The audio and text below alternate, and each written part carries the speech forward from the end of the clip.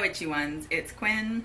I am going to talk today in a rambly Quinn session about a recent conversation that I had that really made me think about how some people in the community are being very exclusive. But this happens everywhere, not just in the witchy community on YouTube or Tumblr or wherever, Facebook. It happens in real life whenever we're in the broom closet and are talking about things that are just a little bit esoteric, let's say, to family members or friends. So, first off, the conversation I had was with my Thea, my auntie, and she is definitely of a metaphysical and shamany persuasion. Actually, she is a shaman. I don't know why I said shamany persuasion. That sounds so, I don't know, circuitous. But anyway, I had a very good discussion with her, and we were talking about beliefs. Big time discussion, but fun. It was a really cool discussion about what our I'm not going to say religious because that may suggest that we go to some sort of church for what we think, but our spiritual beliefs, yes. And we were tying it to our Catholic upbringings. I was raised Catholic, she was raised Catholic, and we have come to clash at various points of our lives with Catholicism. But, I am definitely, just to put it out there, supportive of all of the people who are still practicing Catholics who are also pagans. I think that we all find our way through our path, and sometimes it includes actually still going to church, or at least behaving in a way that aligns with the church's values or something like that. That's sort of what I'm getting at, is we were having this conversation and I ended up not agreeing with her about a very big central part of her belief. And she, because the reason we got into discussing this is because we had been talking about, very big subject of what would Jesus think of all of this, of pagans and, magic being practiced and stuff like that, or how we include Virgin Mary in our practices. And it ended up going down this trail of where I said, I don't believe in fate. I don't believe in reincarnation. And she was like, wait a second. And so she came in with her very unique but logical viewpoint. It made a lot of sense. It just does not jibe with what I believe. And what was great about this conversation is that it wasn't a fight. It was an actual discussion. It was a conversation where we kind of displayed our various beliefs and were okay with each other having different beliefs from one another. It wasn't offensive to us. And that is what I'm finding regularly comes up in groups on Facebook, or sometimes there will be some hate thrown around on Tumblr or wherever. And it is so frustrating to me how some people are trying to make paganism exclusive. They're trying to make it into this,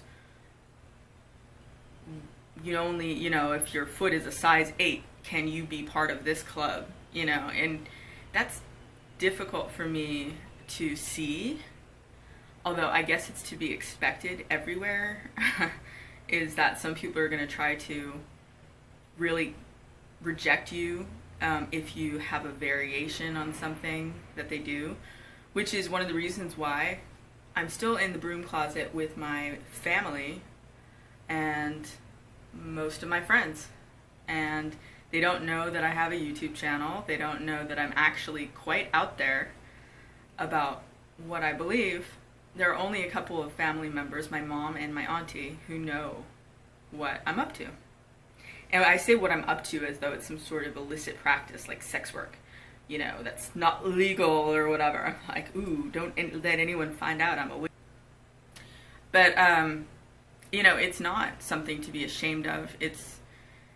And so I question all the time, why do I stay in the broom closet with my family, extended family members, and many of my friends from way back. I don't have an easy answer for that. I think it's very brave to come out of the broom closet. Very, very brave.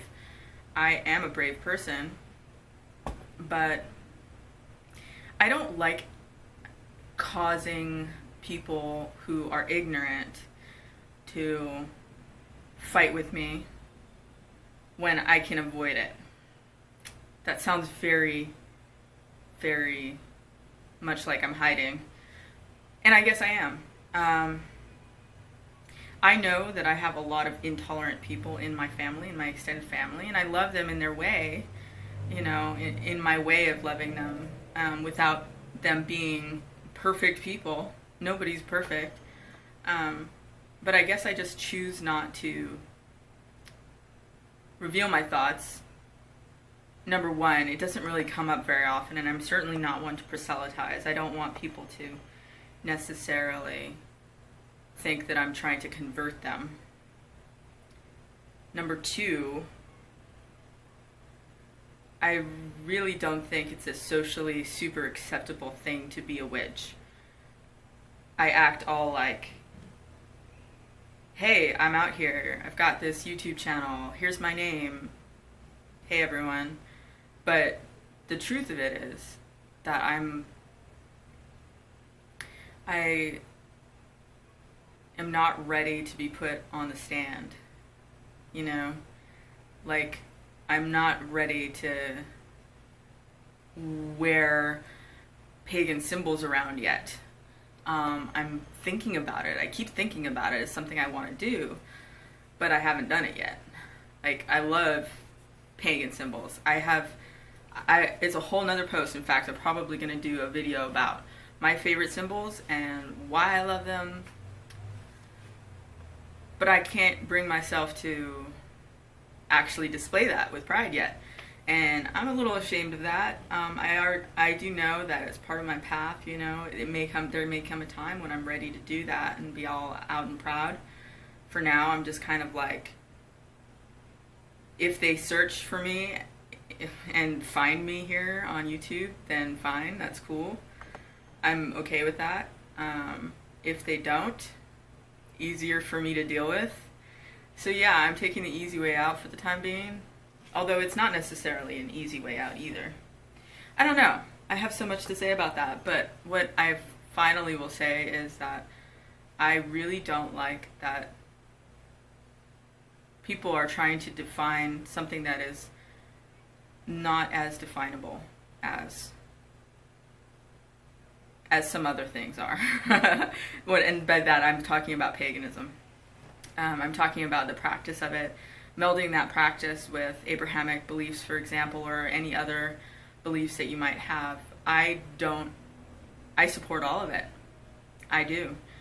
And it does rile me a little bit when I see people who are being specifically unsupportive of blending paganism with other beliefs. And that's it. That's my ramble. I'm not sure that I have any sort of lesson or conclusion. It's just, I'd love to hear what other people's thoughts are on the matter, and whether or not they have been part of a discussion before online or in real life with people about differing beliefs and how that felt. And did you feel defensive? Did you feel like they were being offensive? And what was your experience with that? Because I wish we could all have experiences like the one I had with my aunt and have conversations that are really just meetings of the mind. I wish we could all have that. And I'm very well aware from many heated debates and arguments that I've had about politics and all sorts of things in my past that it's not always like that. You don't always have that kind of conversation. It's just something we can strive for. And the one thing that I can do is, if it comes up in my actual day-to-day life, or if someone throws shade at me about my beliefs online, I will only benefit myself and others around me by taking the high road, as Michelle Obama would say, and really just trying to accept their perspective. while maintaining mine. Yeah. All right. Well, I hope you enjoyed this rambly Quinn post. Have a great weekend. Blessed be.